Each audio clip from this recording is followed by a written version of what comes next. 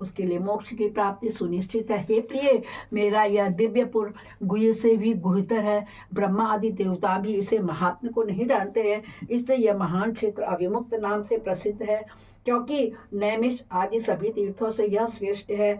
यह मरने पर भी अवश्य मोक्ष देने वाला है। धर्म का सार सत्य है, मोक्ष का सार समता है तथा समस्त क्षेत्रों तथा तीर्थों का सार यह अविमुक्त तीर्थ काशी है। ऐसे विद्वानों की मान्यता है। इच्छानुसार भोजन, शयन, क्रीड़ा और विविध कर्मों का अनुष्ठान करता हुआ भी मनुष्य यदि इस अविमुक्त तीर्थ में प्राणों का परित्याग करता है तो उसे मोक्ष की प्राप्ति होती है। बोलो शंकर भगवान की जय हो।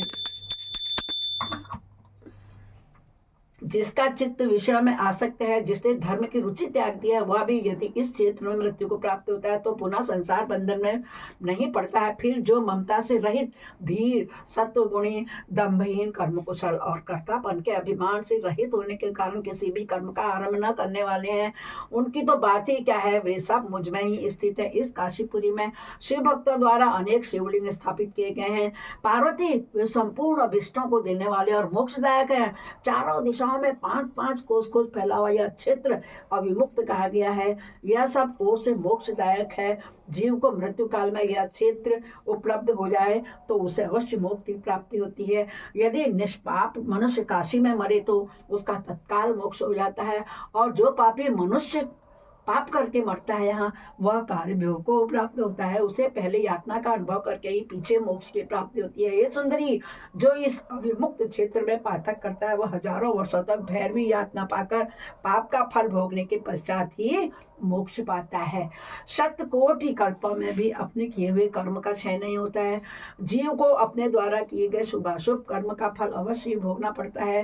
केवल अशुभ कर्म नरक देने वाला होता है, केवल शुभ कर्म स्वर्ग की प्राप्ति कराने वाला होता है, तथा शुभ और अशुभ दोनों कर्मों से मनुष्य योनि की प्राप्ति बताई गई है।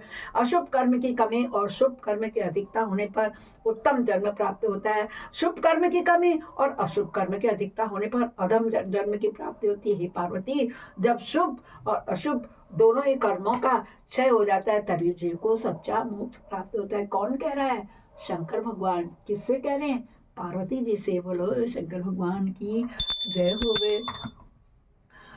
यदि किसी ने पूर्व जन्म में आदर पूर्वक काशी का दर्शन किया है तभी उसे इस जन्म में काशी में पहुंचकर मृत्यु की प्राप्ति होती है। जो मनुष्य काशी जाकर गंगा में स्नान करता है उसके क्रियमाण और संचित कर्म का नाश हो जाता है, परंतु प्रारब्ध कर्म भोगे बिना नष्ट नहीं होता है। यह निश्चित बात है।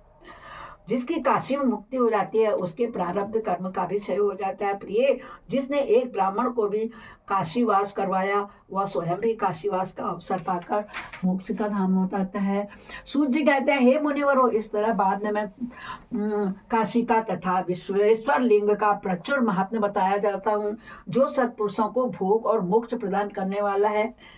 इसके बाद में त्र्यंबकम नामक ज्योतिर्लिंग का महात्म्य बताऊंगा, जिसे सुनकर मनुष्य क्षण भर में समस्त पापों से मुक्त हो जाता है। बोलो शंकर भगवान की जय होवे। जय जय भोलेनाथ, जय जय भोलेनाथ।